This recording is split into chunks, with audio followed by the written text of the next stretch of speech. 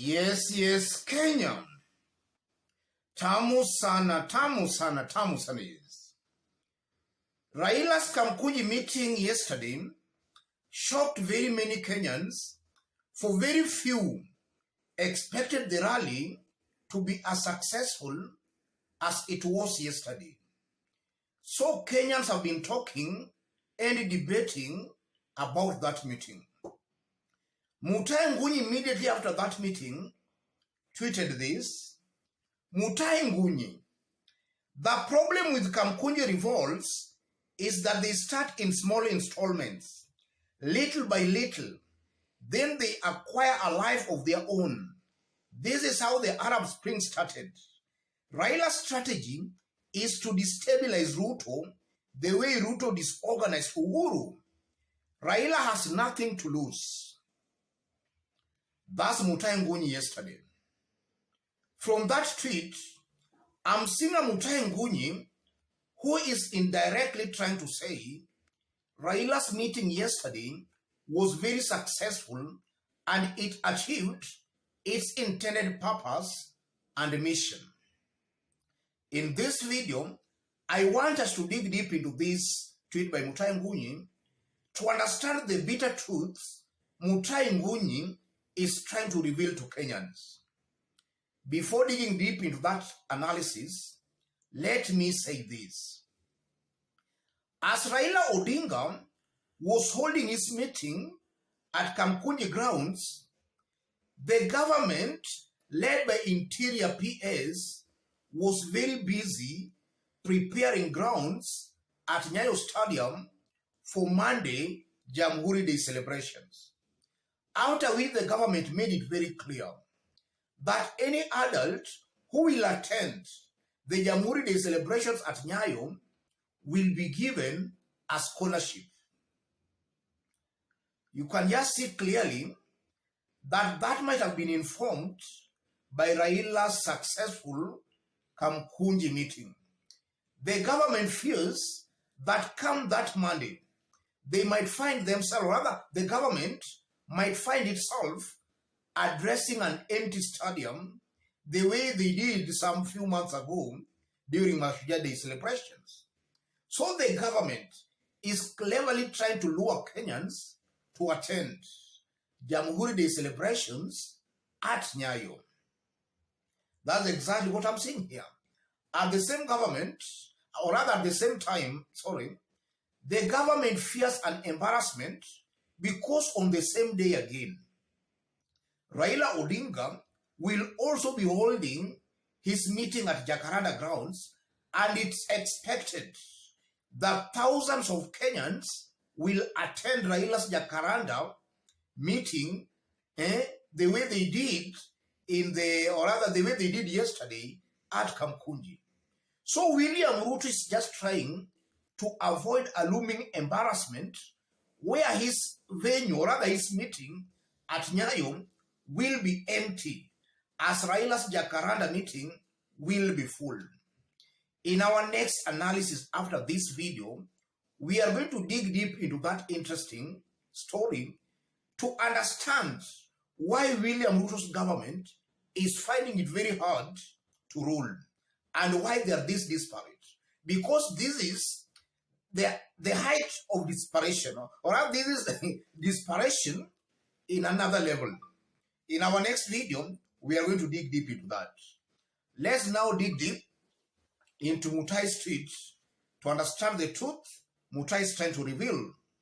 If you are watching us for the very first time, make sure you subscribe and give this video a like, not to miss our next video.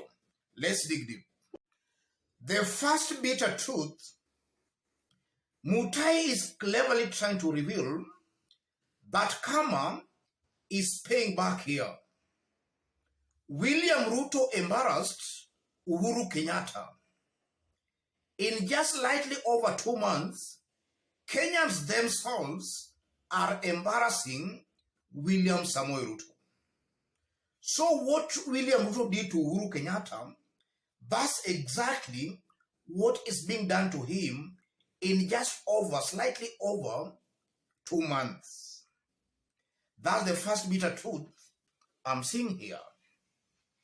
Secondly, Mutahi Ngunyi in the recent days has been leaning towards William Ruto's team. He has been trying to please William Ruto. But for Mutahi Ngunyi to make that kind, or rather to share that kind of a tweet, is a confirmation that Mutahi Ngunyi might be rethinking his stand. He feels and sees William Ruto's government on a wrong kind of a footing. So Mutahi Ngunyi might just be trying to identify with where Kenyans are going, with the majority of Kenyans. And if you look at things objectively, from what is happening in Kenya, it's a fact, and this is something Kenyans should and must know. William Ruto's government might pass out as the most unpopular government in Kenya's history. In just slightly over 2 months, this is a very unpopular government, and you can even see from the way Kenyans are reacting to this government that a good majority of Kenyans are against this government.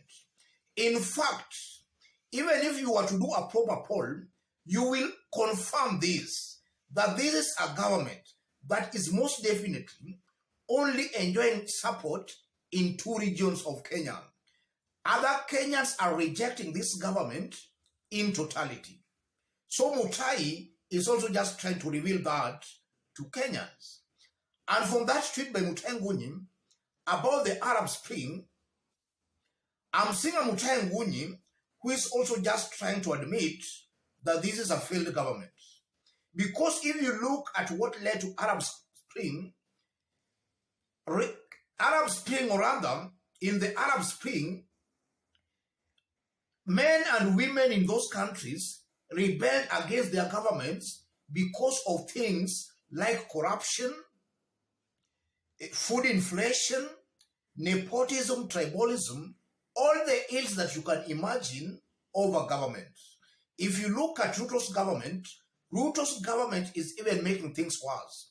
We are seeing corruption in this government, where the government corrupt Kenyans, corrupt individuals, corruption cases are being dropped against them for them to serve in government.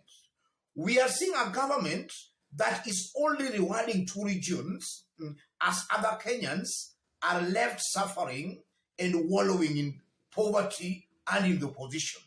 And I'm saying that because from the appointments William Ruto has made, over 60% of this government's appointments are only going to the mountain and the Kamkunji Rift Valley.